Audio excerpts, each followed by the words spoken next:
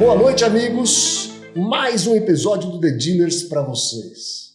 E olha, hoje não é para falar que eu não estou sozinho, porque eu nunca estou sozinho, né? Mas eu estou muito, 3 vezes bem acompanhado, né? Com amigos de longa data, pessoas que têm histórias riquíssimas na distribuição de veículos, na indústria automotiva. E eu preciso que você compartilhe esse vídeo, dê seu like, assine o canal, posta nos grupos de WhatsApp aí, pelo amor de Deus, por favor, vamos criar audiência aqui para o The Dealers. Nós já temos uma boa audiência, nós sabemos disso, agradecemos você que está assistindo. E hoje, como não poderia ser diferente, que eu estou com essas pessoas maravilhosas aqui, eu estou com 3 pessoas, eu não vou ler o currículo delas, porque eu vou pedir para elas se apresentarem e contar a história, porque se eu fosse falar delas, ia dar um podcast para cada um, ou seja, horas e horas para cada um e não ia dar certo, tá? Então eu estou aqui com o Abelardo, com o Thay e com o Murilo, né? Eles vão contar um pouco da história deles, né? E a gente vai aqui interagindo, batendo um papo e vocês vão ver que a história vai ficar sensacional. Eu vou começa com a letra A. Começa com você. Podia falar que é A também, que o pessoal me fala, que começar com A de Caporal. Caporal por quê? Porque você é mais antigo. Entendeu? Eu falei, não. Vai lá, Bernardo. Legal. Bom, Caporal, é um prazer estar aqui com você. Vou contar um pouquinho a história longa de 42 anos, tentar aqui em 1 minuto. 42 anos de indústria automobilística. De indústria automobilística. E então, eu sou pernambucano. Comecei na Ford em Jaboatão, naquela fábrica onde fabricava chicotes e molas elétricas na Ford. Ali eu entrei na área de distrito de venda, na Ford de lá. E quando eu passei na Ford, fiquei na Ford 6 anos no início lá em Recife. Depois comecei uma carreira dentro de Brasília, depois Curitiba. Esporte náutico ou Santa Cruz? Santa Cruz. Aí! Sofredor. Eu já vou ter que te dar uma coisa aqui interessante. Meu pai era gerente regional de serviços da Ford em Pernambuco. Olha. E era torcedor do esporte. Ia todos os jogos de esporte. E isso, mas na década de 50, foi antes que você. Então, passei. Aí depois, na Ford, eu passei 18 anos. Foi minha grande escola, em várias áreas, em vários regionais. Passei pela Ford, depois aí eu fui para a Renault. Saí do emprego americano para a empresa francesa, foi bem interessante essa transição. É bem difícil, né? A mudança de cultura não é fácil. A mudança de cultura é bem forte. Então, mas aprendi muito também na Renault. E aí depois acabei indo para a Nissan, onde encontrei essas 2 figuras aqui junto, o Thay e o Murilo. E naquela época foi bem interessante, porque a gente fez quase um case, né, no Brasil. Eu me lembro como se fosse hoje eu entrando na Nissan, saindo da Renault. Mas já tinham juntado as duas? Já.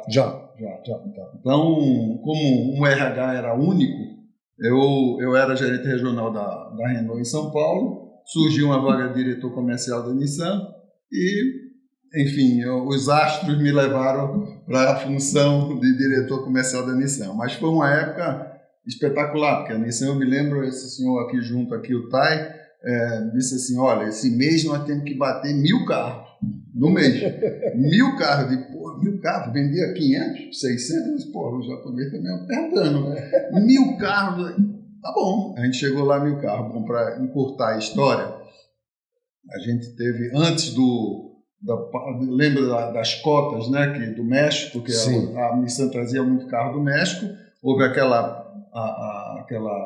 Dilma colocou lá as cotas e aí prejudicou muito o nosso negócio. Mas a gente chegou a vender 14.000 carros no mês. Uau. De 1.000 para 14.000. Sensacional. Então, foi essa turma aqui.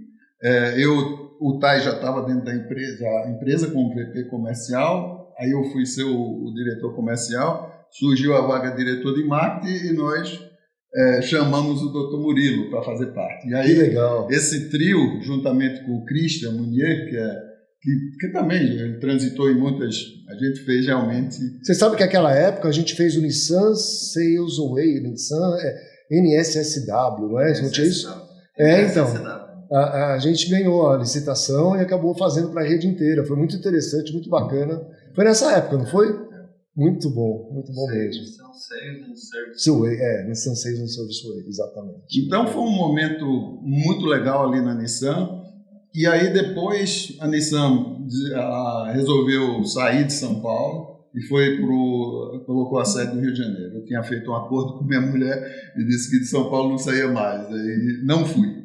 E aí a Peugeot me achou no mercado e fui ser o diretor comercial da Peugeot. Então você saiu da japonesa, franco-japonesa, para ir para uma tipicamente francesa. E ali eu já estava na minha cabeça um pensamento de fazer uma transição de carreira, sair da indústria automobilística montadora para ir para o varejo. Então, isso estava no meu plano de profissional. Aí foi quando o finado amigo André Ribeiro, junto com o Lincoln e o Maurício Vaz e o Figueiró, que eram os sócios lá da R-Moto, me chamaram para ser o CEO do Grupo One aqui no Brasil. Então, eles queriam uma pessoa com esse modelo, porque ali era uma empresa familiar e foi vendida ao Grupo One, que era uma corporação. Precisava de um profissional ali na área comercial que tivesse um pouco corporativo, né? E aí, então, fui para lá, fiquei 8 anos, foi uma experiência muito boa, porque eu aprendi ao varejo bem feito, quer dizer, então fiz parte. Você pegou os dois lados, né? Os dois o atacado e o varejo. E fui muito nos Estados Unidos para ver boas práticas e tudo mais. Então, com a gente, inclusive. Foi. Eu lembro daquela visita lá com o Ur Hasselberg, né? Então, aí ficamos lá, foi quando houve a transição do Grupo One para a Simpar, né? O Grupo One resolveu sair do Brasil. Virou automóvel. Vendeu automóvel.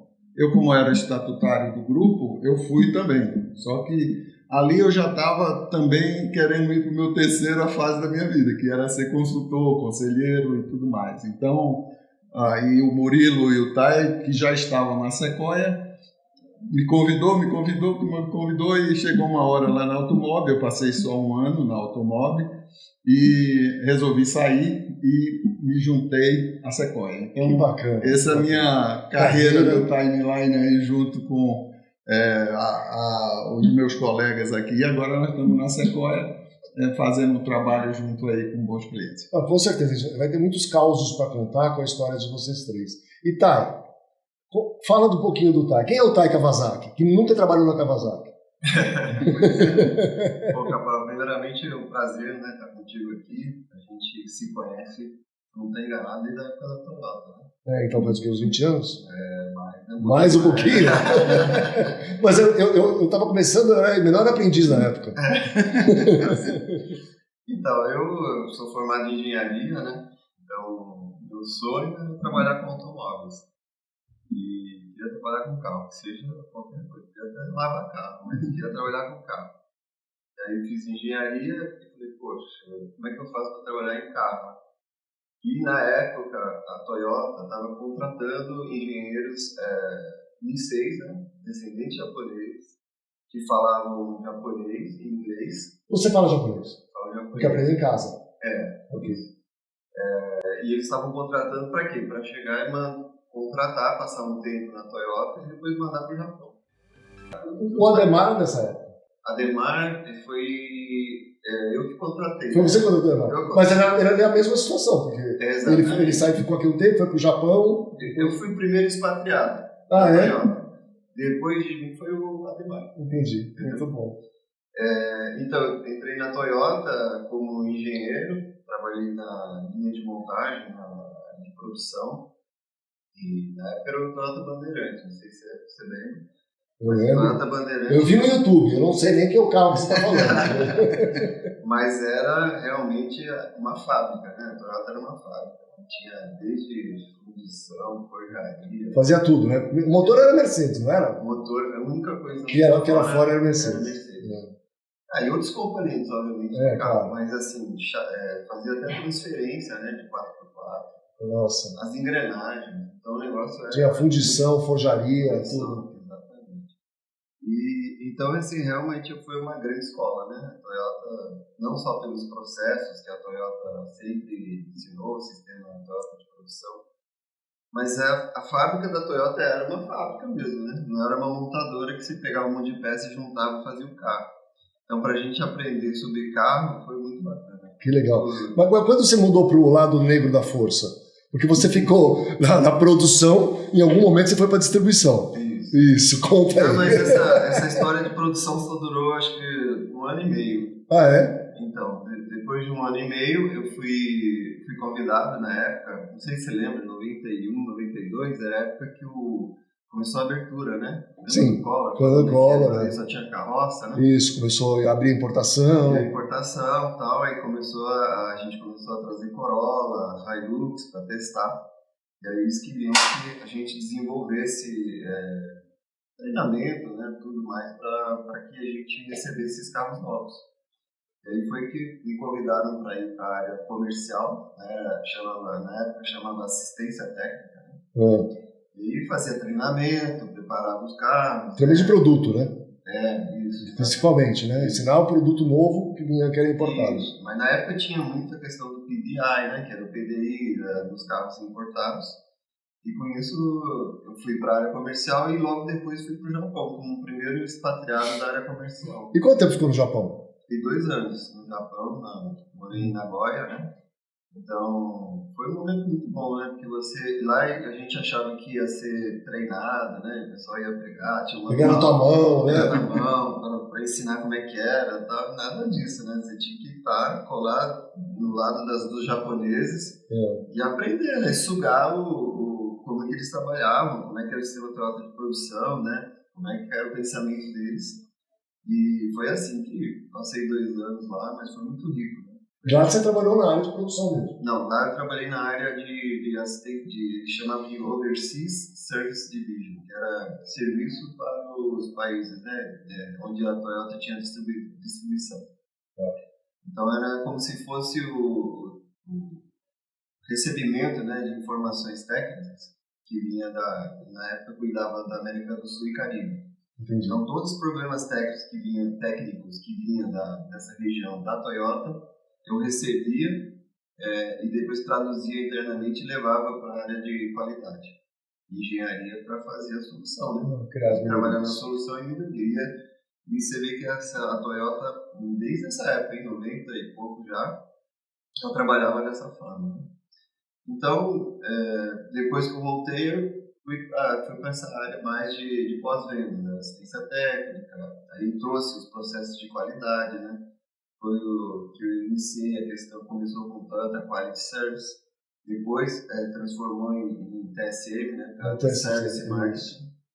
Acho que foi nessa época que a gente trabalhou bastante com o Mega Dealer também. Foi. A gente era a única empresa certificada TSM, porque a gente teve que buscar uma certificação no Panamá, nos Estados Unidos. Tem que achar uma certificação no Panamá, porque nos Estados Unidos não existia. Então, nessa época, comecei essa implementação, né, de processos, padrões e tal, na Toyota. E hoje se tornou, acho que é o One Toyota, né, que envolve pós-vendas e vendas, né, todo o ciclo. Mas aí, quando a gente estava nessa implementação, eu passei por todo esse ciclo de trazer produtos novos, né, de importados, mas também trouxe comecei a fábrica lá da Argentina, do Hilux, começou a produção, né, na América do Sul. Então, a primeira fábrica foi lá na Argentina, em Zárate, depois veio para Indaiatuba, o primeiro Corolla, feito em 98. Então, desde então, participei de todos esses processos da Toyota e eu saí quando eu tinha acabado de lançar o Corolla Brad Pitt, que era o Corolla que, na verdade, foi a transformação da Toyota no Brasil, né? Onde tinha, na época, quando eu saí, tinha fila de espera. 2004, 2005, isso? Final de 2003 e 2004. Então, você vê que a Toyota não tinha dificuldade de vender até então. E aí explodiu. Com esse carro explodiu, ficava com fila de espera e tal. E na ocasião eu recebi uma proposta para ir para a Nissan. Então, depois de 13 anos de Toyota, eu fui para a Nissan para trabalhar numa empresa que não tinha praticamente nada. Né? Começar do zero. Se naquela época o Abelardo falou que vendia 1.000 por mês, lá vendia 1.000 por ano, em 2004. Né? Mas, então eu não tinha estrutura de pós-venda, então eu fui lá para estruturar. Tipo, O Serginho trabalhava na época também. Sérgio Assui. Sérgio Assui. Eu lembro que eu fiz uma palestra para a rede falando do pós-vendas na época que lançou a Frontier. E aí eu tinha uma versão S, não sei o que, 3, S4, começou a dar problema. Teve uma história assim, tava todo mundo revoltado porque trincava. Você lembra disso? Né? Lembro, mas... Isso. Mas eu fui, é engraçado isso, porque eu fui de inocente. Aí eu fui falar sobre o carro, sobre como tinha que fazer, o que a Nissan estava fazendo para melhorar, e os funcionários todos estão querendo me matar. Aí eu liguei pro Serginho e falei, pô, meu, uma fria, né? Mas realmente é uma época que acho que é melhor não detalhar muito. Foi complicado. Foi complicado para a Nissan. Eu acho que por isso que a Nissan tem alguma dificuldade, inclusive hoje, né, de vender no Centro-Oeste e tal, mas acho que superou, né? Hoje o produto... É importante dizer o seguinte, que a Nissan não fugiu do problema. Exato. Ela assumiu a responsabilidade, trouxe todos os engenheiros do Japão para entender de fato o que aconteceu, para resolver, assumir, pagou todos os processos de garantia, reparo. Então, com certeza, a preocupação da Nissan foi de resolver o problema do cliente. Legal. E então, na Nissan foi isso. Eu comecei no pós-venda, depois passei um tempo para o planejamento de produto, para pensar nos produtos futuros da empresa. E depois voltei para o pós-venda, aí fui para a área de... na realidade, assumi responsabilidade como vice-presidente comercial da área para resolver um pepino que tinha na época, né? E como consequência a gente tem 2 parceiros hoje, né? Por causa desse problema. Mas de fato foi um período mais de 12 anos na Nissan, passando por essa época, por épocas do início, né? Que vendia 1.000 carros por ano, passou a vender 1.000 carros por mês e depois 14.000 carros por mês. Né? Sensacional. Então, um período realmente bastante gratificante. E na época o grande desafio da minha parte era de ampliar a rede de concessionários. A rede de concessionários da Nissan tinha 67 pontos de venda. E tinha que aumentar 100 pontos de venda em um ano e meio, mais ou menos. Foi o que a gente fez lá. E graças à rede de concessionários, política comercial, o marketing. O Murilo vai contar a história dele, né? Acho que foi isso, combinação de fatores que fez com que a Nissan tivesse sucesso na época. Que bacana. Aí depois disso, depois de 12 anos na Nissan, fui parar na Fiat Chrysler, né? Que quando fui convidado pelo Sérgio Ferreira, que tinha saído da Nissan, tinha ido para a FCA. Para montar uma rede Jeep, né? Também. Na realidade, a rede Jeep já estava mas pronta, ele que não a minha tarefa foi reestruturar. Você lembra que em 2016, quando eu fui para a FCA, o país não estava em crise. A Dilma estava saindo, aquela confusão toda, né? Então as vendas estavam ruins, né? A rentabilidade da rede estava ruim. A minha tarefa foi de melhorar a rentabilidade da rede, a rede Fiat principalmente, porque a Jeep estava indo bem, né? Começando naquela época, e implementar padrões na Fiat, né? A gente chamava de WCD, que era World Class Dealer. Na época, a Fiat queria, né? O presidente da época queria implementar um padrão na rede de concessionários. E comecei esse projeto lá, só que o projeto é grande, né? Nós estamos falando de 600 concessionárias Fiat na época, mais 200 Jeep. Então era uma rede bastante grande, o desafio era muito grande para um tempo que o pessoal queria fazer em 2, 3 anos, né? Era impossível isso acontecer. Aí depois disso eu saí e fui para um tempo na Carl Share, fiquei 2 anos lá, na época da pandemia, né?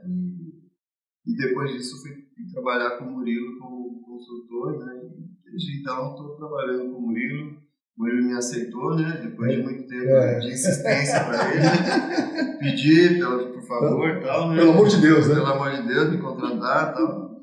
Mas é isso. Essa é a minha breve história aí. Que legal, que legal. E aqui nós temos o maior contador de histórias do grupo, né? Que é o Murilo Moreno, que está aqui. Ele é o top voice no LinkedIn. Eu sigo ele, me divirto sempre lendo as histórias que ele publica.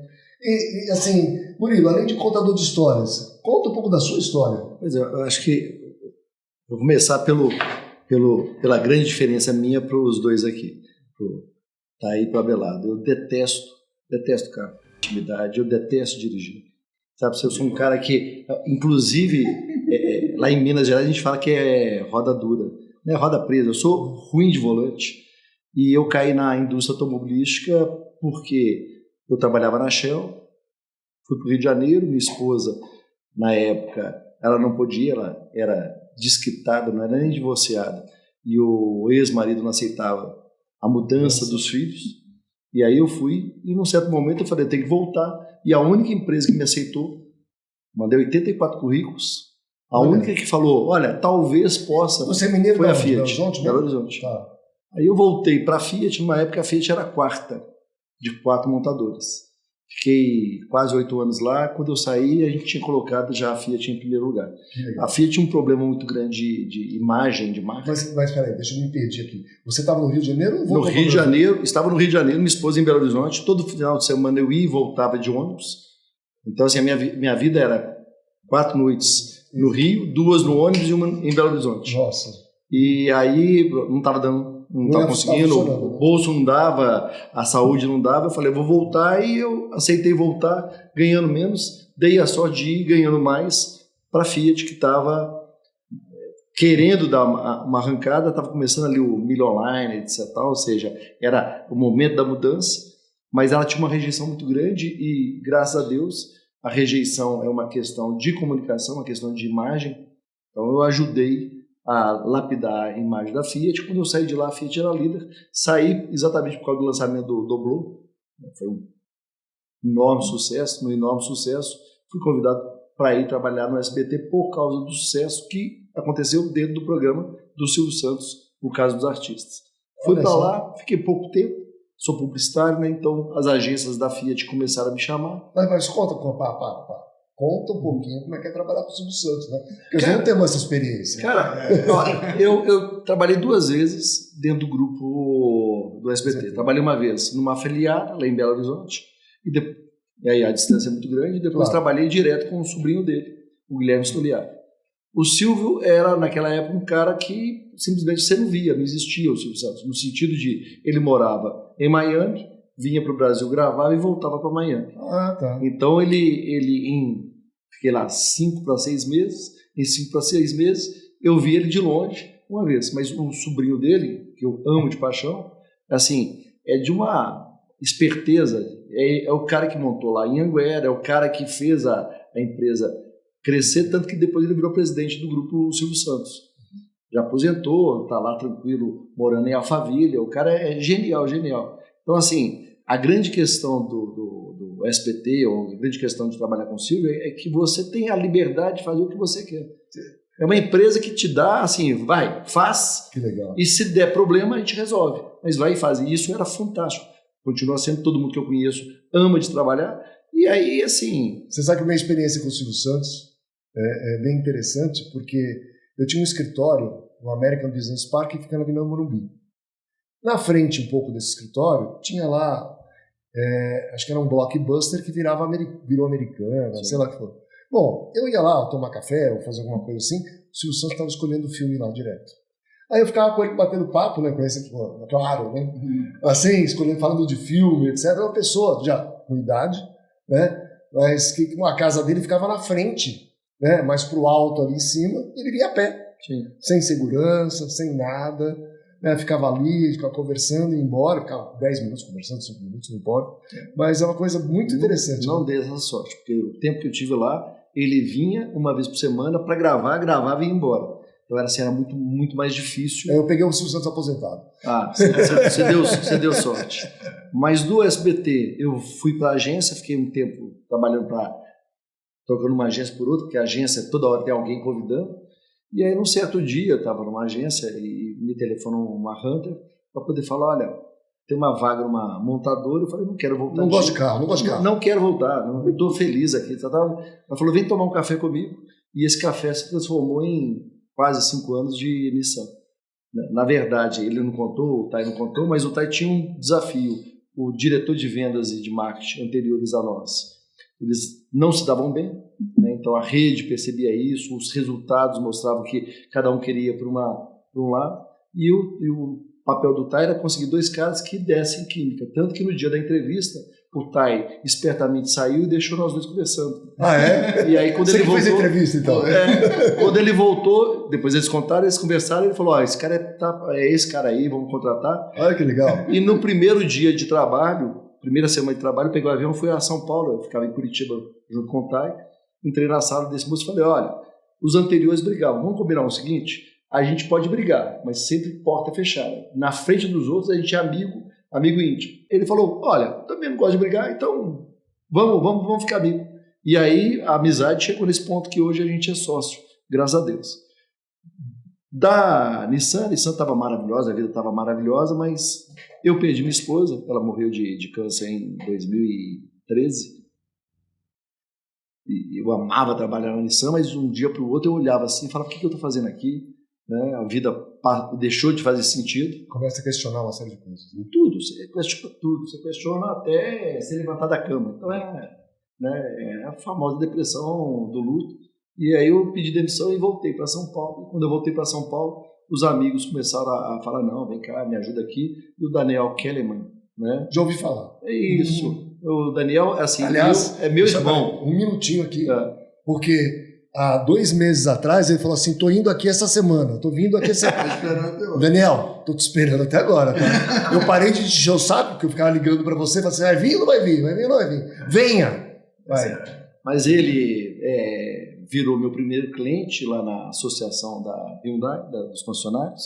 Depois o Roberto Fabergé também falou, não, mas eu nem quero me ajudar, etc. Eu falei, não quero. Estou lá até hoje também trabalhando para o Grupo Fabergé, nós trabalhamos para o Grupo Fabergé, e isso foi crescendo. Num certo momento, durante a pandemia, eu falei, olha, eu sozinho, estava eu com mais uma pessoa só, falei, sozinho, eu não vou. E aí eu comecei a cantar o Tai, bem que eu preciso de você. Tai, então, mas você estava trabalhando já para Braí. Sim. E para o Fabergé, já era Sequoia. Ali naquela época a empresa chamava MC. A MC é uma empresa de 2020. Tá. 2002. Entendi. Ou seja, a empresa em si ela existe há muito tempo. Eu mudei o nome, isso é interessante porque logo depois do luto fui fazer terapia. A psicóloga falou como é que eu era. Eu falei, não sei. O que é na natureza que você é? Eu falei, não sei. Ela falou, você é uma pedra, você não muda. E aquilo me incomodou. Um dia tomando banho, eu falei, não, eu mudo. Devagarzinho, mas eu mudo. Qual que é o objeto, ou qual que é o ser humano, o ser vivo que muda aos poucos? E eu pensei, nossa, é sequoia, uma árvore sequoia, ela vai mudando aos poucos, mas ela muda. Né? Se você olhar, e aí eu falei, vai chamar Sequoia. E aí eu mudei o nome da empresa para Sequoia. Que bacana. E aí, cantando o Tai, foram 2 anos para o Tai falar, tá bom, vamos tentar. E aí mudou a Sequoia de cara, porque... tinha o cara do marketing entrou engenheiro.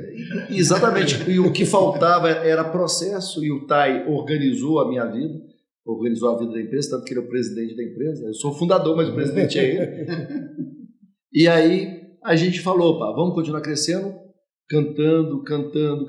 Trouxemos o Abelardo no ano passado, depois, mas assim, esse foi difícil, o passe desse cara foi caro, e aí ele veio, e aí agora, nesse mês, a gente trouxe mais um, né? Somos 4 sócios, o 4º sócio é o Sérgio Sarruf, que é financeiro, e aí agora a consultoria, ela está completa, ou seja, aquilo que na minha cabeça estava lá atrás, que é entrar num grupo, não só de concessionário, mas num cliente, analisar todo o processo, todos os possíveis problemas e oportunidades, e a gente ter solução, está pronto. E hoje não é só automotivo, vocês estão abertos... Nós temos corretora de seguro, nós temos agência de propaganda, temos agência de promoção, que legal. Temos incorporadora, o que mais está faltando? Temos uma empresa de tecnologia, né? Mais de uma empresa de tecnologia. Se o Valéria quiser, pode contratar vocês. Quem estiver ouvindo aqui, você põe meu telefone aqui embaixo depois, pode telefonar. Aqui, né? Clica aqui. Ligue já, entendeu? Dependendo, assim, aproveita aqui, 10% de desconto para quem telefonar, falar, olha, fui na Auto Avaliar, fui lá no The Dealers que eu vi, com o maior prazer. Maravilha. E aí, assim, essa é a história. Na verdade, assim, eu caí na indústria automobilística porque eu tinha uma esposa que não podia mudar, eu Hoje trabalho, casei de novo, graças a Deus, então a vida tá ótima. Trabalho, mas a família, no meu caso, está sempre em primeiro lugar. Então hoje eu aprendi aquilo que eu não vi com meus filhos mais velhos. Eu vejo com minha filha, que é ver a evolução, ir nas festinhas, ir nas trocas de faixa de karatê, ou seja, eu reaprendi a viver depois da morte da minha esposa. A gente tem uma fase da vida, eu passei por isso, eu acho que só não passa muito quem já nasceu. Eu brinco que quem nasceu na suíte já. Né? E você casa, na nossa época, casava muito cedo, tinha filho, tinha que sustentar, trazer o leitinho das crianças para casa, e para isso virava o que fosse necessário. Né? Comigo sempre foi assim, e eu confesso para vocês que eu perdi muita coisa dos meus filhos também, porque não tem, não tinha muita opção. Né? Você não podia fazer uma escolha, tinha que sobreviver. Né? Então a principal missão era sobreviver a qualquer custo, e hoje, assim, eu espero, que eu já tenho netinhos, né? Espero poder curtir meus netinhos com mais calma, com mais tranquilidade, porque é uma fase da vida aí dos 20, no meu caso até 50, foi, comecei com 17, na verdade, muito puxado, que a gente acaba... Né? Você está agora com 51. Ou seja, até os 50 foi apertado e você está com 51. Estou 51, exatamente. Começando agora. Você até aí, só para terminar, da Sequoia, né? Dessa construção do que a Sequoia que é uma consultoria para poder exatamente fazer o todo. A gente, num cliente, percebeu uma lacuna na área de CRM, ou seja, os CRMs brasileiros são muito voltados à conquista e não a administrar a carteira existente, e a gente montou uma empresa junto com um grupo daqui de Campinas, daqui de perto, que chama Guiar, que é uma solução de CRM que olha a carteira, principalmente de grupos de concessionários, e conhecendo a carteira, começa a indicar qual que é o comportamento e prever qual que é o próximo passo de cada um dos clientes. Sensacional, isso é muito bacana. Tá indo, agora a gente, graças a Deus, estamos engolindo o segundo elefante, conseguimos um cliente relativamente grande, tem 100 e poucos pontos para poder... E já integrou com o autoavaliar, não? Não, avaliação não, já fizemos dentro do CRM. Já fizemos todo o desenho e o próximo passo é fazer o trading pelo CRM. Já tá tudo conversado, mas por incrível que pareça, né, a prioridade do cliente continua sendo, olha, eu quero trazer o lead de fora e não tratar o lead que já está dentro. Já existe, né? Então a gente está terminando agora, acabamos de fazer uma integração grande com a Lídia, então estamos entregando para os clientes já a partir dessa integração com a Lídia os leads. E aí o próximo passo é, no processo, no caminho, né, na jornada, fazer exatamente a avaliação com a autoavaliação. Já está conversado. Bacana. Você não está sabendo, mas já está conversado. Isso é muito bom. Isso é muito bom. A empresa ficou grande, entendeu? Ontem me ligou um concessionário, que também montou um CRM do grupo, sei lá o quê, que ele está devendo uma visita aqui, vamos encontrar com ele semana que vem, mas ele tem que vir no The Dealers, Zé Carlos Dourado, do Primavia, e para integrar com o autoavaliar. Eu falei, mas na hora, né? É nosso interesse. Nós temos uma API pronta, está tudo fácil, só botar para rodar. Exato. Mas vocês três juntos viveram muitas histórias. Eu queria saber, assim, uns causos, já vou pegar do Mineiro, né?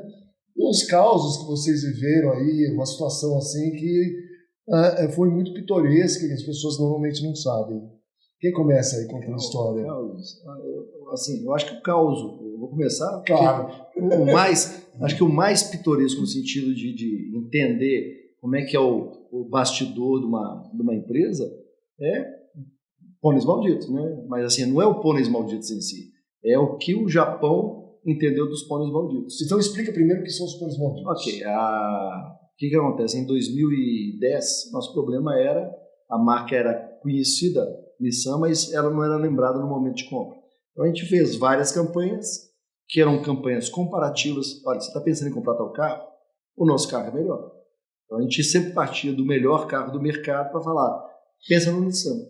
E a campanha tinha um tom irônico, um tom de humor, e na maior parte das vezes, os primeiros comerciais todos, a gente mostrava claramente o concorrente e acabava ficando fora do ar. Isso no Brasil não é comum. nos Estados Unidos é mais. Sim. Né? E aqui o pessoal vê como uma coisa meio agressiva.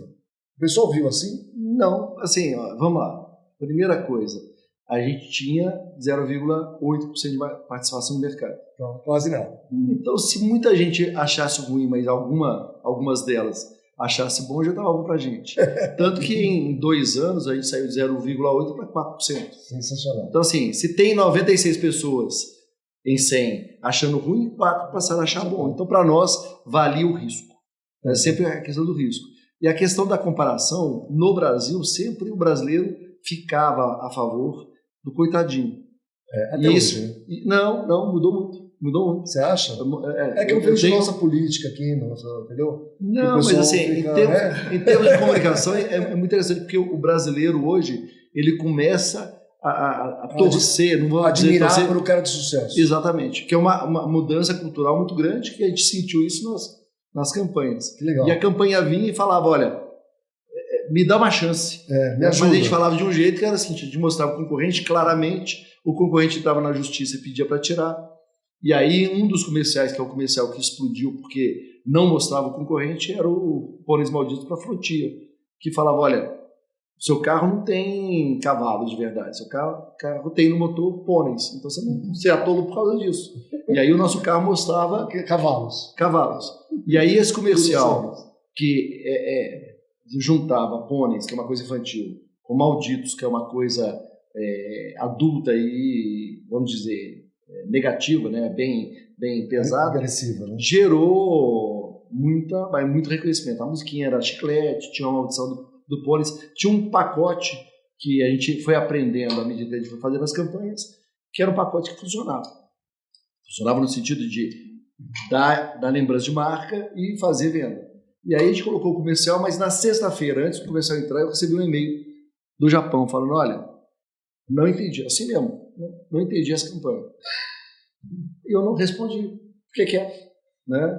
Segunda-feira já tinha batido, acho que era 4 milhões de views, numa época não podia botar dinheiro, já tinha estourado nas redes sociais, tinha dado brand top, assim, só sucesso. Eu fiz uma lista de tudo que... Respondeu um e-mail com isso. E respondi no final, agora você entendeu?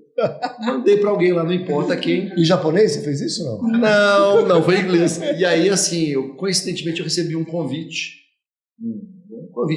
light, de sair, pegar o avião e ir para o Japão explicar para o número 2 do mundo o que, não vou falar palavrão, mas o que é que a gente estava fazendo no Brasil. O que é essa porra de Pôneis Malditos? Exatamente. E eu fui para lá, peguei um avião, viajei às 24 horas para chegar lá e ter uma reunião de 1 hora com o número 2, abaixo do Carlos Gon, para explicar para ele qual que era a loucura que ele estava fazendo aqui.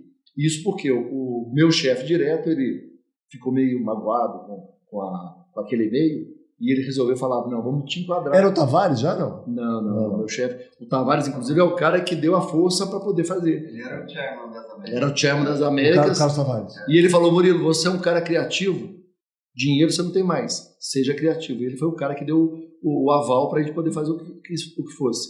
E o número 2 do mundo viu a campanha, primeiro eu mostrei os resultados para depois mostrar a campanha.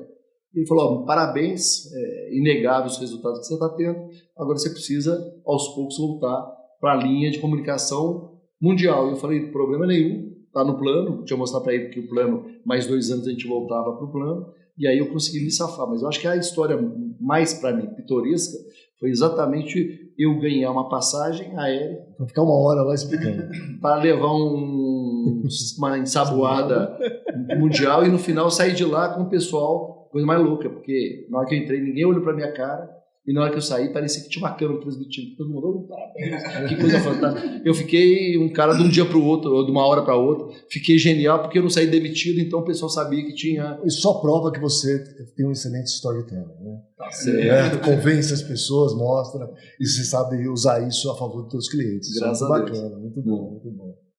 Eu lembrei de uma história que eu vou contar, porque se eu depois faço o tempo eu esqueço. Não, nessa época lá da Nissan, né, a gente tinha que abrir 100 concessionários. E na época a Nissan ninguém conhecia, ninguém queria. Então você sabe o que é chegar na porta do concessionário? Você quer abrir um concessionário Nissan, né? Então, assim, era uma dificuldade muito grande.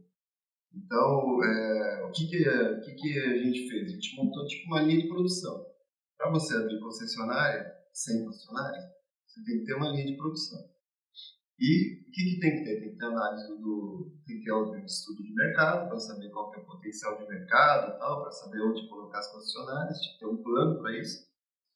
E aí tinha que ter um processo para avaliar quais eram os grupos. Mas tem um ponto que é bem peculiar, que até o pessoal tira sarro de mim, né? Que o jurídico precisa aprovar os grupos. Claro. Tem uma avaliação dos grupos. E na época, eu decidi, né? Fiz um acordo com o meu jurídico lá, mas você vai ser meu desenvolver de rede. Porque é engraçado que toda vez que eu ia falar alguma coisa de concessionário, não, esse concessionário pode, era sempre negativo, né? O jurídico sempre pensa de uma forma negativa da parte litigiosa, para se proteger. Exato, eu vivo isso hoje. Bom, aí o curioso foi que eu coloquei o nosso amigo lá, né, para me ajudar nessa área, e ele ficou feliz também, porque ele tinha uma visão muito jurídica e passou a ter uma visão mais comercial. É bom falar, né? Doutor Ulisses, que tá lá na DAF. Esse cara é genial. Mas é genial. O jurídico da DAF. É o jurídico da Nissan, me ajudou na época, né? Estou evitando citar nomes, mas já citaram. Né? Não, eu vou aproveitar então, que eu quero que vocês três falem sobre isso, porque assim, eu participei de uma fase de uma montadora que tinha que abrir 200 concessionárias em 2 anos. Certo? Eu não sei se foi antes ou depois disso.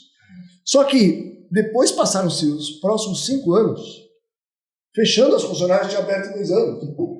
Mas assim, qual é a lógica disso? Eu nunca trabalhei em montadora, eu queria que vocês depois falassem sobre isso. Ok, mas só para... Termina essa história. Essa história foi interessante por causa disso, né? Porque a gente tinha que seguir um processinho lá, e senão não abria, né? E você sabe como é que são os nossos amigos concessionários, né?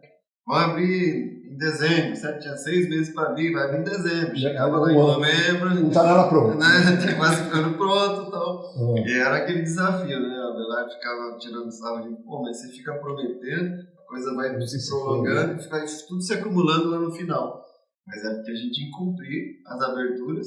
Tinha as promessas lá que o cara assinava, né? Que o funcionário assinava que ia abrir. O jurídico, obviamente, na época estava criando muita...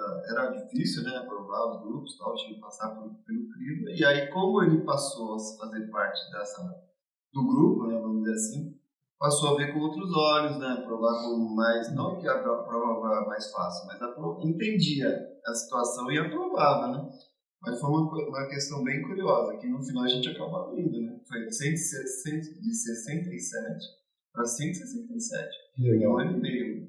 Então, vou pegar esse caso, porque assim, o teu caso, dessa outra montadora que eu falei, que vocês conhecem, como é que eu prospecto concessionário? Eu acho que tinha uma época que, por exemplo, era proibido o Ford ter Chevrolet, dou um exemplo aqui, né?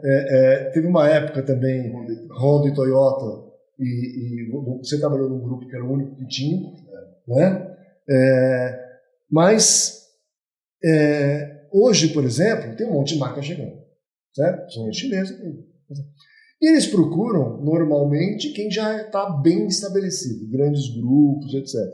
Mas na época que a gente está falando, a gente pegava loja de carro, né? Procurava, não tinha a concentração que tem hoje, né? Que você fica fácil aí você pegar, que é dessa região quem é fulano, é ciclano, é mais ou menos assim, né?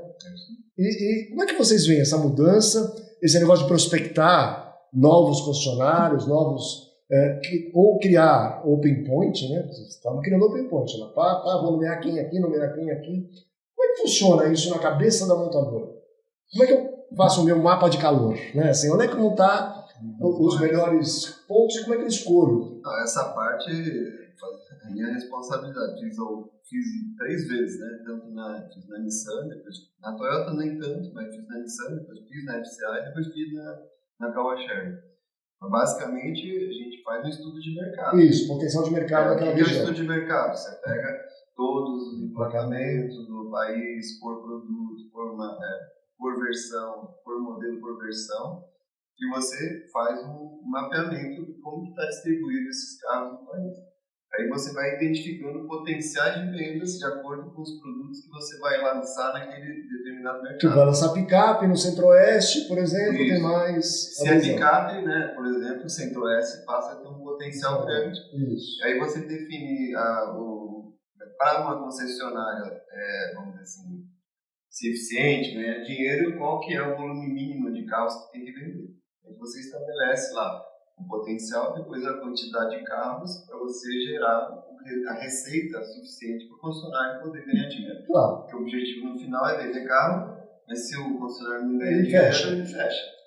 Então a lógica basicamente é essa, você estabelece seus open points através disso. Isso. Você mapeia o Brasil todo, você divide o Brasil, algumas marcas fazem isso, mas divide em áreas, regiões onde você tem vários municípios, vários mercados, você aglutina para você formar um mercado grande, porque eles têm relação, vamos dizer assim, entre eles. Aí você define lá, esse mercado tem X unidades de potencial. E como é que eu escolho o concessionário? Eu ligo para o coleguinha da outra marca e falo assim, para pedir referência? Como é que faz? Posso dar uma... Posso complementar? Deve. Eu acho que toda a parte de estudo de mercado explicou bem claro. Eu acho o seguinte, tem uma parte antes. Na cabeça da pessoa, da montadora que está vindo, são a expectativa que ele tem. Quero vender 30 mil carros, quero vender, sei lá. Então, e perfil do que é que ele quer. Então, a montadora chega. Tem algumas montadoras que chegam mais planejadas. Diz, olha, eu quero uma rede profissionalizada, que vai crescer durante um período de 5 anos, 10 anos, coisa e tal. Então, se planeja dessa forma, o modelo e o perfil do concessionário é diferente. Outras empresas, e a gente sabe que está acontecendo isso mais agora com a chinesa, quer crescimento rápido. Então, por quê? Chega, quer crescimento rápido. Quer ganhar mercado. E quer ganhar mercado. Então, ela pega quem? Pega exatamente esses grupos que já tem mercado, que tem poder de capital muito alto, de varejo muito alto. Então, eu acho que é um risco e oportunidade. Então, quando você fala do risco, e ele falou que colocou o jurídico para desenvolvimento de rede, que eu achei bem legal, porque quando um grande grupo, na teoria, você tem menos risco. Menos risco jurídico, inclusive, de ter grupo fechado, de acontecer alguma coisa. Quando você pega um funcionário pequeno, você fica mais... O risco... Só vou terminar meu raciocínio. Antigamente, a montadora pensava ao contrário, porque ela não queria nada concentrado. Isso. Então, o que mudou? Como é que funciona? Agora, Não, eu estou dizendo o risco, tem o risco financeiro e jurídico, mas tem esse risco de expectativa. Uma coisa, um grupo grande, ele quer o resultado de curto prazo, porque ele, como é um grupo grande, ele se compara com o outro colega. Então, ele tem 10 marcas ali. Então, onde é que ele prioriza? Ele prioriza onde tem volume e rentabilidade. Então, se aquela marca que ele acabou de ter te entrega isso, ele acelera tudo aquilo, acelera e ninguém consegue fazer tudo ao mesmo tempo. Então, às vezes, ele diminui algumas operações e acelera outras. A mesma coisa, e esse risco a gente percebe claramente. Por isso que aí está o desafio das montadoras de ter um bom negócio, entregar um bom negócio financeiro para o concessionário, para ele não desfocar a tua marca. Então, a parte de concentração hoje, eu não vejo muito, porque os grupos estão começando a se profissionalizar mais. Então, tem aqueles Chinese wall que deveria ter entre as marcas, né? Quer dizer, um executivo de uma marca, ele tem que cuidar daquela marca, o executivo tem que cuidar da outra marca lá, então tem que ser capaz de fazer essa divisão bem feita. Mas não corre o risco de ser uma marca a mais no grupo? É mais um. Mas eu acho que você acha, tem uma coisa pior aí, que é o que está acontecendo agora para mim, que é o seguinte, tem muita gente querendo entrar. Isso. Quando você tem muita gente querendo entrar, você diminui o nível de exigência. A primeira coisa que acontece é os chineses que estão chegando agora são menos exigentes do que os primeiros chineses. Tá? Quem já está no mercado tem um nível de exigência muito maior, os americanos, os europeus, do que os chineses que estão entrando, e os chineses que ainda não entraram têm menos ainda. Do outro lado, você tem grupos grandes. Os grupos grandes foram escolhidos pelos primeiros que chegaram. Isso. Então, chega num momento que os grandes grupos já têm 2 marcas chinesas e falam, não quero mais.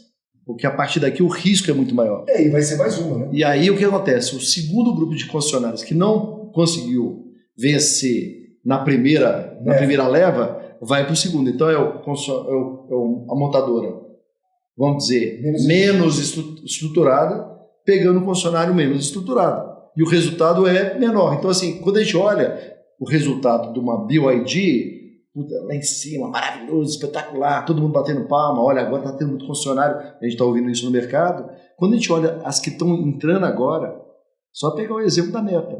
Isso. Entrou, esquentou, abriu uma loja, fechou, foi embora. Séries. Né? As séries. Né? Ou seja, claramente vieram para cá sem se estruturar. Pronto. Conseguiram alguém como parceiro que também tinha menos estrutura. E aí o resultado é fraco com fraco, vai dar um resultado pior do que quando você pega força com força. Então, assim, o grande problema nesse mercado, na minha opinião, é você ser mais estruturado dos dois lados.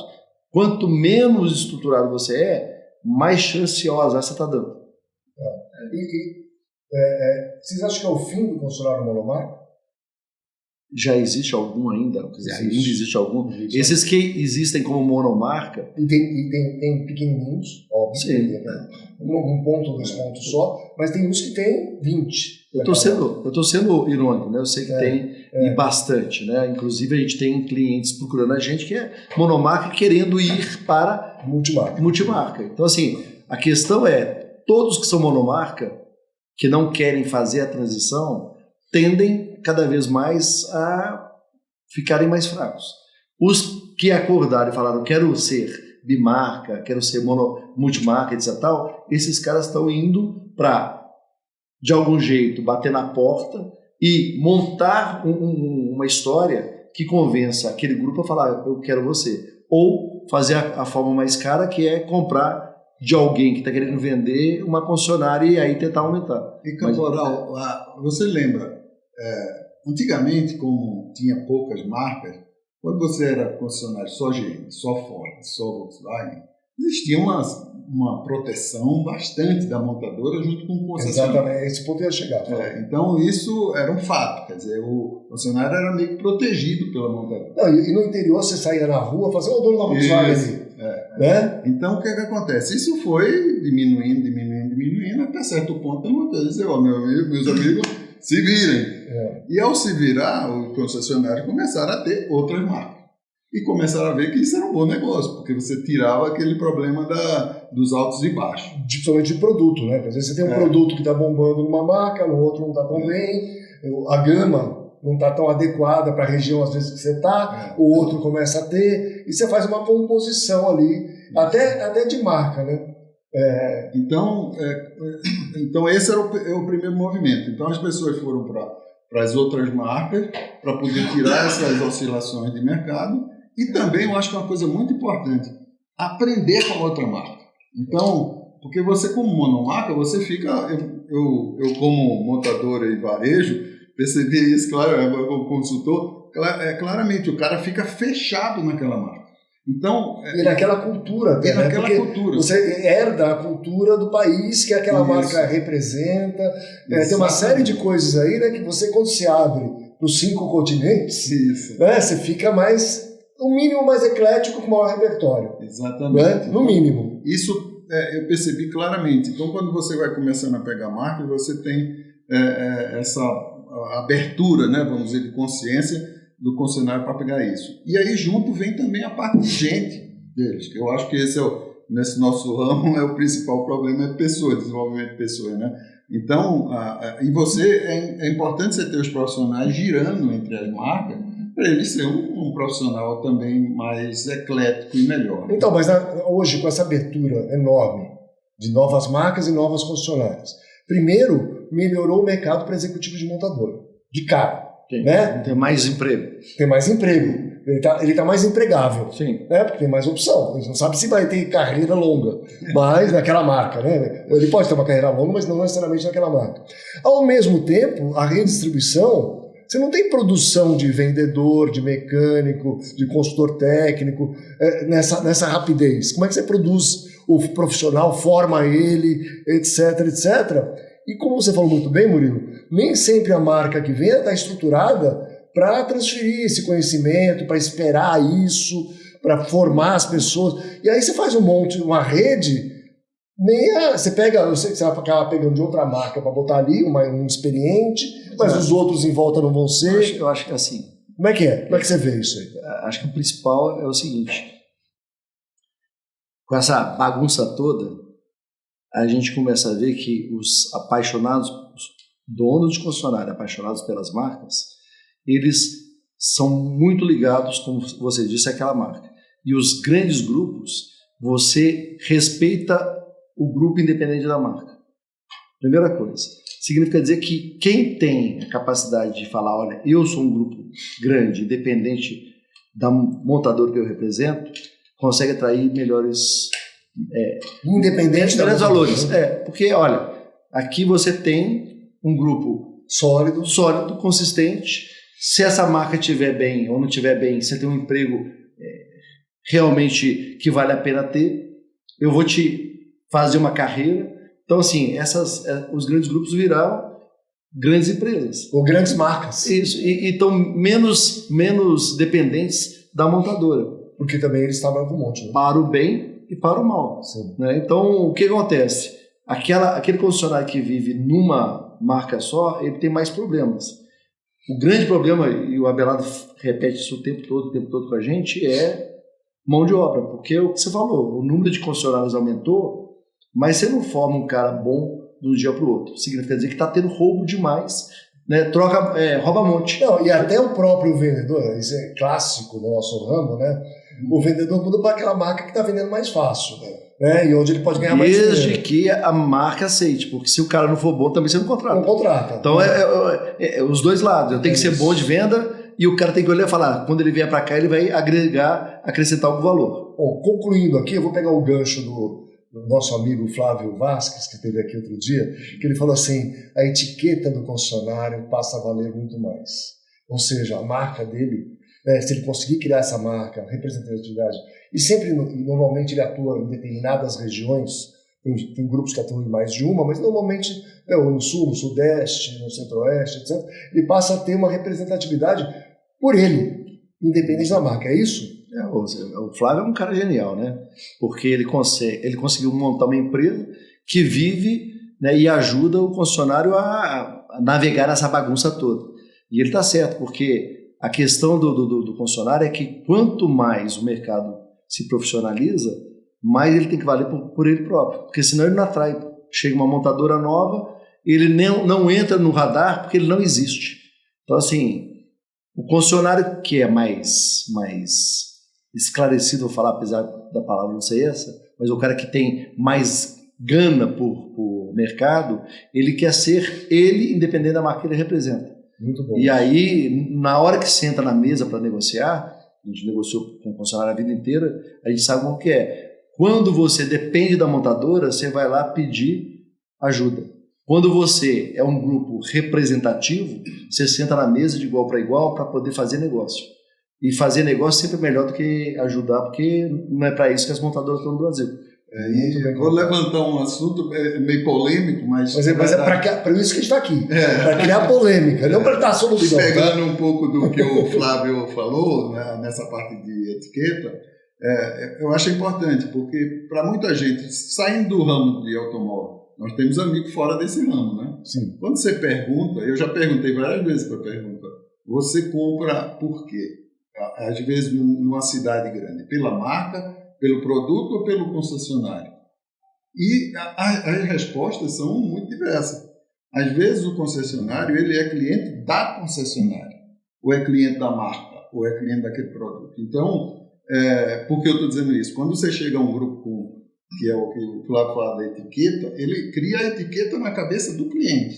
E ali ele vira um cliente não daquela marca, vira do concessionário. Porque como ele tem outras marcas, ele pode migrar, né, aquele cliente. É polêmico, por quê? Porque a montadora ele quer que você é concessionário daquela mesmo marca. não tendo produto. Né? mesmo tendo produto. Vou pegar esse gancho, Adelaide. Uma pessoa que vocês conheceram muito bem é o seu Carlinhos, né, que era favorável ao modelo de agência. Tá. Né, e tentou implantar, o Carlos Tavares, né, o seu Carlos Tavares, tentou montar na Europa um modelo de agência para limitar essa influência do funcionário de certa forma. Né, assim, não ia ter estoque, não ia ter poder, a venda direta, ele ia pegar a base de dados do concessionário de alguma forma para poder vender os carros, né, vendendo os carros direto. O que vocês acham disso e por que você acha que no Brasil tem a Lei Renato Ferrari? Eu brinquei até bastante com o Rodrigo da Toliba, né? Ele assiste a gente sempre, que ele criou um modelo de agência para a Volvo. Ele falou, não criei modelo de agência para a Volvo, a Lei Renato Ferrari, não sei o quê. Eu falei, então tá bom, então você me desminta aqui. Né? Mas o que vocês acham disso aí? Eu tenho uma teoria, né? Que a gente briga demais, montadora e concessionário, quem é o dono do cliente. E enquanto isso a gente deixa o cliente ir embora com o vendedor, quando o vendedor troca de marca. O vendedor fica dono, né? Então assim, é a coisa mais louca, porque é uma briga. O cliente é o cliente dos três. O cliente é de quem der mais atenção. Quanto mais perto da venda, quanto mais perto do relacionamento, é esse cara. Então a gente pergunta muito na consultoria para os nossos clientes, quem são seus principais clientes?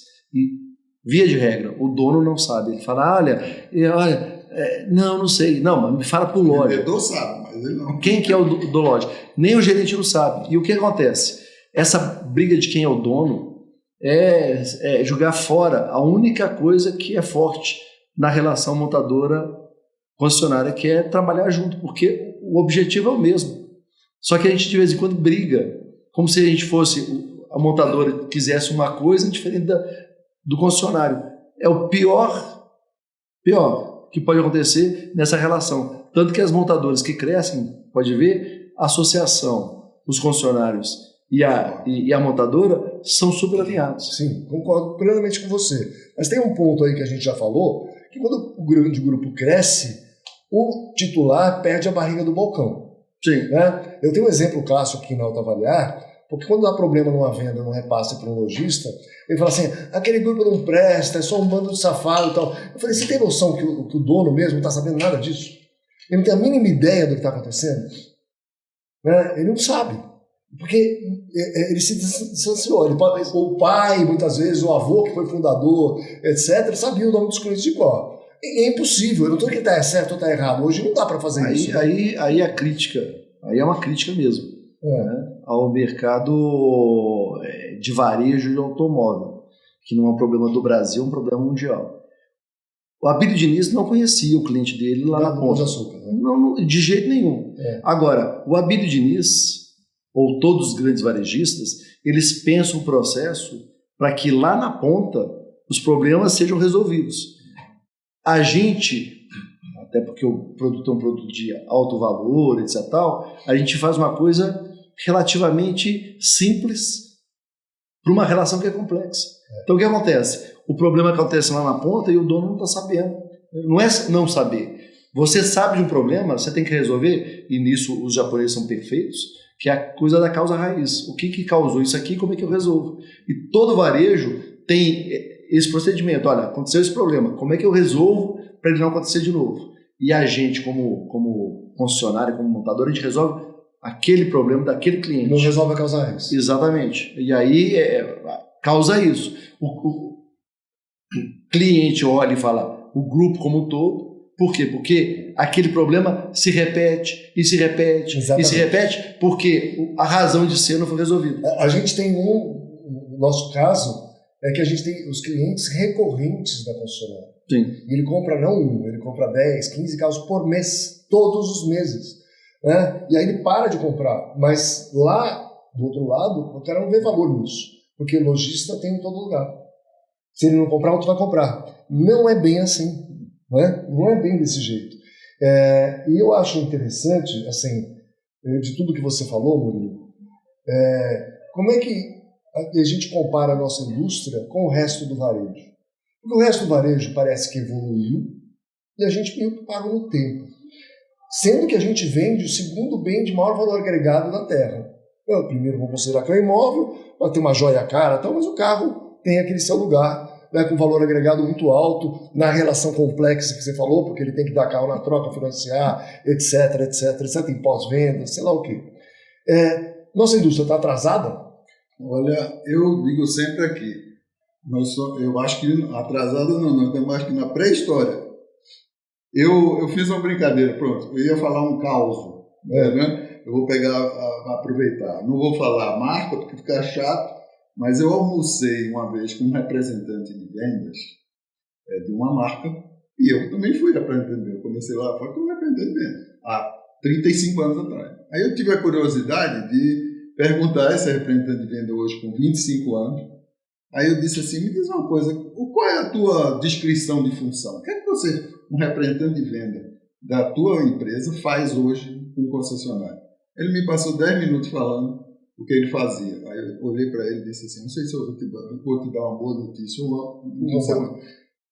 É exatamente o que eu fazia há 35 anos atrás. Quando ele falou aquilo, foi um choque para ele, e eu olhei aquilo. Isso é a resposta de se a indústria está atual ou não, quer dizer, ou seja, os processos que eram usados há 35 anos são os mesmos de hoje. Então, o que eu vejo aí, respondendo um pouco, entra um pouco aquela história da franquia, né? A montadora chega, contrata o concessionário, coloca o teu guide lá, só que é um guide de lá de trás, e ainda continua com as mesmas práticas até hoje. Aí você pega um varejista que não tem uma franquia por detrás, o cara vai para o mercado, ele se especializa, traz bons profissionais e aquele modelo de varejo acaba se transformando numa coisa muito mais moderna e mais prática. Né? Eu vou te contar uma história para vocês, assim, uma coisa que mudou minha vida. Meu pai aposentou e foi trabalhar no terceiro setor. E ele cuidava da frota da Santa Casa de Santos. A frota da Santa Casa de Santos é uma das maiores do estado de São Paulo, que inclusive cede carro funerário para outras regiões, ambulâncias, essas coisas. Meu pai tinha que comprar carro para a frota. E ele ia nas concessionárias, ele falava para mim assim, filho, eu estou nesse mercado há 60 anos. Ninguém me atende. Ninguém dá bola para mim. Eu tenho dinheiro, eu quero comprar carro. Preciso comprar van, preciso comprar tudo. O cara não dá retorno, o cara não liga, não me dá atenção, etc. E assim, uma das coisas que mais me motivou a continuar trabalhando no mercado, tentando mudar, contando histórias, etc., para ver se muda alguma coisa. E você está me dizendo que, assim, e a sensação que eu tenho, meu pai morreu acho que em 2009. 2009. Continua igual. Acho que eu tenho um caso que para mim é exatamente assim. Você para poder pensar na vida, que eu entrei na Multicoisas. Pronto. Varejo. Né? Vende coisinha de R$3, R$5, R$10, R$50. A gente vende carro de 50 100 mil, 100 mil reais. Né? Ou seja, estou falando aqui do zero, 100 mil hoje o básico. É o pobre que compra carro, compra 100 mil. Tem carro de 2 milhões, etc. Mas eu entrei lá para comprar uma válvula de vedação de garrafa térmica daquelas italianas. E o cara falou, o que você quer? Ele pegou, o vendedor veio, me mostrou todas as opções, falou, olha o tamanho, etc. Serve assim, mostrou como é que encaixa. Eu falei, obrigado. Ele falou, você quer mais alguma coisa? Eu falei, não, vou dar uma olhada aqui. E passei a andar no corredor e ele, junto comigo, falando, explicando, olha, isso aqui é assim, tudo que eu tinha dúvida, mas nenhum momento me empurrando coisa. Saí de lá, devo ter comprado, em vez de R$3, eu comprei R$15. Saí de lá impressionado, peguei, escrevi um texto no meu LinkedIn lá, né? Eu falei, olha, puxa, foi um monte de coisa, foi assim, assado. Enquanto isso, eu fiquei pensando, nossa, eu vendo ou eu ajudo a vender um produto de 100 mil e eu entro na loja e não sou nem atendido. E aí eu recebi a ligação é bom lembrar o seguinte, lá no papo eu falei, tal coisa, o cara falou, não tenho aqui, mas se você subir a rua aqui, tem uma loja tal ali em cima que vende isso. E eu fiquei impressionado com isso. O concessionário vai fazer isso, né? Mas nem. Aí o interessante é que eu recebi mensagem do presidente da Multicoisas, que é uma empresa lá de Goiás, se não me engano, é Centro-Oeste. E aí eu perguntei para ele, me explica uma coisa. Por que é que quando eu perguntei a respeito de um produto que você não tinha, o cara falou, olha, não tem aqui, mas ali na esquina tem. você está indicando para o seu concorrente. E ele falou comigo, eu achei, assim, genial. Isso é cabeça de quem quer evoluir. Ele falou, porque eu quero ser o ponto de referência. Quando o cara pensar, eu preciso de alguma coisa, eu vou entrar num monte de coisa. Porque se não tiver lá, eu vou descobrir onde tem, porque o cara vai me falar. Então, eu não quero vender tudo e eu não vou ter tudo que as pessoas querem, mas eu quero ser o ponto de referência porque eu quero criar fluxo. Então, os R$3 viraram 15 por causa dessa postura. Agora, a gente vende um carro de 100 e a gente não consegue vender acessório, o cara vai na rua comprar acessório, porque, olha, aqui eu já sei que é mais caro, porque todo concessionário cobra caro. E aí, assim, a gente está perdendo a chance de fidelizar cliente. Basicamente isso. Falando de polêmica, acho que a questão é do fluxo de loja também, né? A gente percebe que claramente o fluxo de loja mudou, né? Hoje em dia, muito poucos clientes vão na loja para ver. Só vão normalmente para fechar o produto, né? Ou retirar. E aí, muitas vezes, se o que a galera está falando é verdade, né?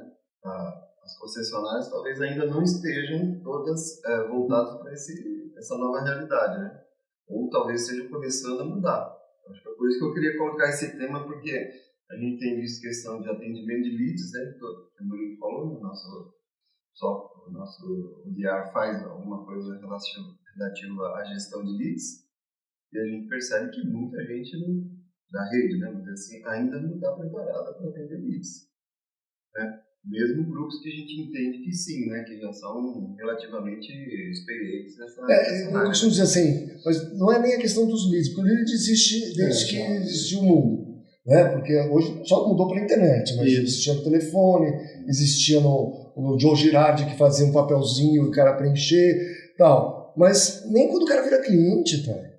Porque assim, olha, você vai numa concessionária, que você já é cliente e tudo mais, vai dar um carro na troca, tem vendedor ainda que fala assim, olha, que paga muito mal, aqui ó, um parceiro meu, vai lá que você vai ser... Meu, isso é uma coisa assim, ou é a falta de cultura do grupo ou da concessionária, tudo bem, não é a maioria, não é assim, mas acontece, né? E às vezes acontece muito.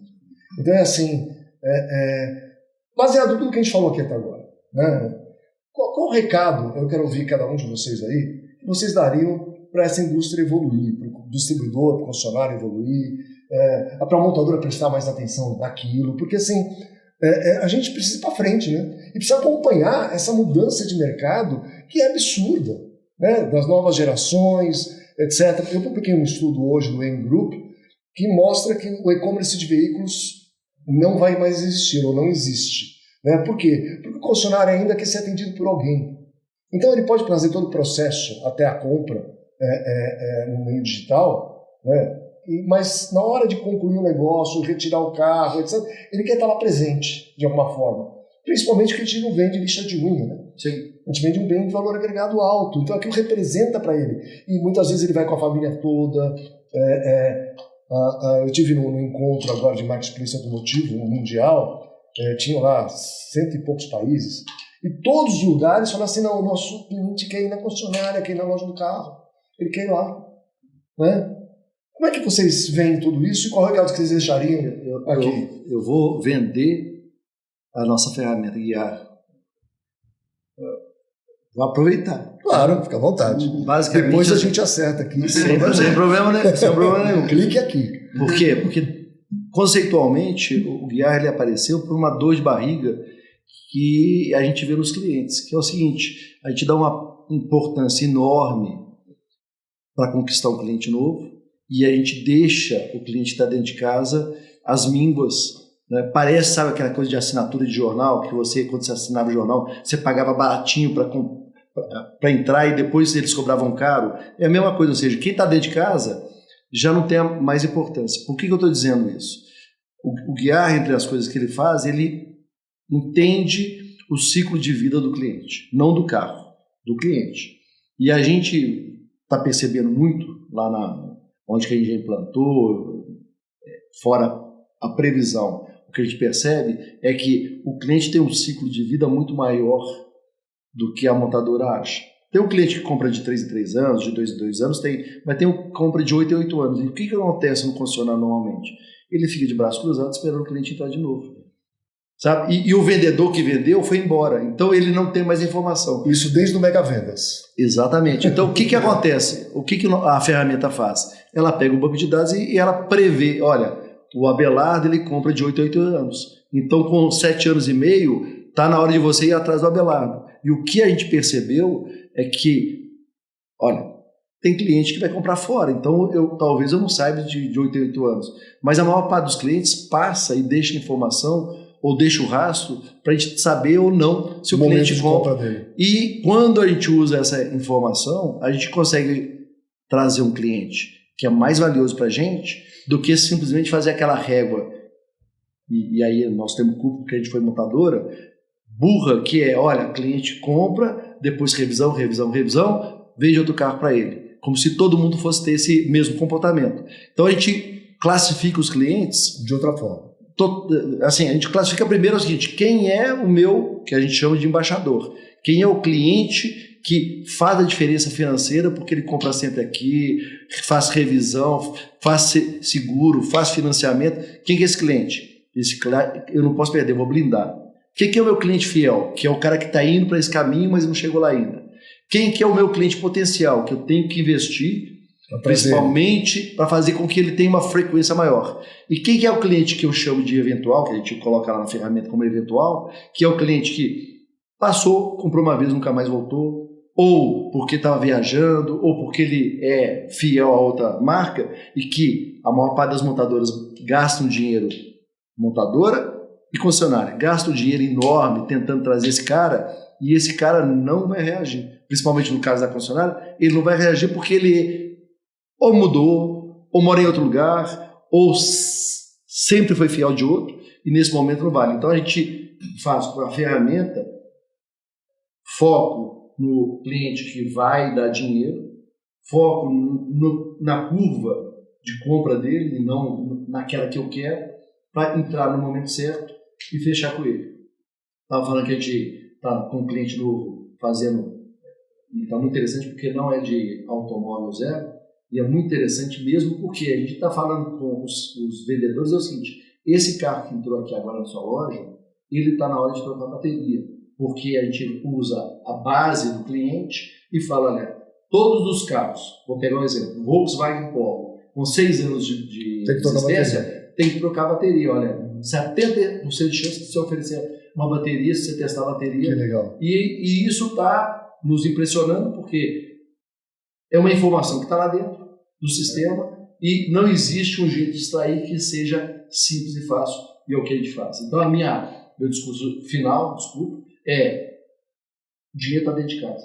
Não, eu acredito nisso, mas como é que melhora a ponto, o atendimento, o cliente se sentir valorizado? Isso. Porque eu posso ter toda a informação do mundo, mas chegar na hora eu não tenho um processo claro, eu não tenho como cobrar, porque se eu não tenho um processo, eu não tenho como acompanhar.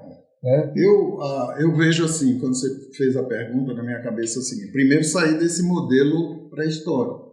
Por exemplo, a gente já está vendo algum exemplo da chinesa, a GWM, já tem um modelo de negócio diferente. Sim. Quer dizer, ele tem preço único no Brasil, tem uma paga melhor usado. Paga melhor usado. Se for da marca dele. Já é um primeiro passo. Eu acho que o grande segundo passo é o concessionário ou as montadoras pensar cliente. É a conveniência do cliente. Então, a partir desse momento, começar a analisar bem os clientes, a tratar bem os clientes, ver as expectativas do cliente, acompanhar, fidelizar esse cliente. Então, eu acho que uma mudança de modelo de negócio é fundamental para sair desse tradicionalismo de carro em estoque, hard sale, né? de ser aquela venda forçada e não a venda consultiva. Isso também eu acho que é um segundo ponto importante. E depois a parte de fidelização dos clientes e de experiência do cliente no ponto de venda. Eu acho que são 3 pontos aí que, imagine eu, se eu tivesse que fazer uma empresa do zero, eu começaria por aí. Muito bom. Ô, Thay, você acha que o gestor cobra a venda e não cobra processo? Sim. Isso é uma grande verdade, né? Porque... Mas a culpa é da montadora também. Tem que dar share. Estava ouvindo, eu não sou muito bom para fazer conclusões, né? Mas ouvindo o Murilo Abelardo, tem que ser que assim, a palavra-chave disso tudo aí talvez seja relacionamento, né? porque ele está falando de relacionamento com o cliente, relacionamento entre concessionária e montadora, também acho importante. Porque, assim, muitas vezes a gente percebe que eu fui montador, eu nunca fui concessionário. Mas, às vezes, a gente está pensando um contra o outro, né? E o relacionamento, ele, na verdade, tem que ser juntos, né? Porque, no final, tem um cliente lá na ponta que precisa ser atendido. E a montadora tem que ser parceira do concessionário. É meio que um jargão que todo mundo fala, tem que ser parceiro, mas é a verdade, né? E eu vejo também na ponta uma dificuldade. A Belar estava falando de pessoas, mas as pessoas que fazem a experiência lá na ponta, né?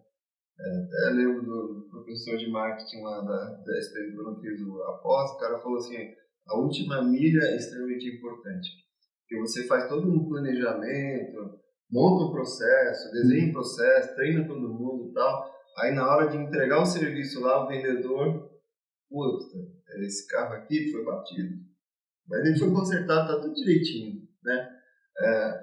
Esse tipo de detalhe lá na ponta, se você não tem uma boa formação, que esteja preocupada de entregar a qualidade de um serviço de qualidade e construir um relacionamento com os clientes, eu vejo que a gente vai ter dificuldade. E como a gente falou, está tendo muita dificuldade de mão de obra, de formação.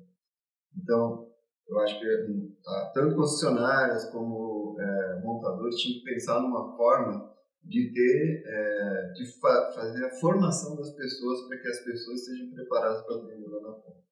Porque lá na ponta que vai ser entregue a experiência de serviço. Muito bom. Sensacional. Pessoal, eu quero agradecer muito, muito, muito a presença de vocês aqui. Tenho um carinho enorme por vocês, estou muito feliz de ter dado certo, nós todos estou muito bacana. Eu tenho um presente para cada um de vocês aqui, que é um vinho italiano, escolhido a dedo aqui. A Vera, vai passando, por favor. Obrigado. A gente aproveitar já no fim de semana, hoje à noite, ou quando quisermos aí, brindar, tá? Esse momento. Vamos tirar uma foto aqui para lembrar, recordar e divulgar. Muito obrigado.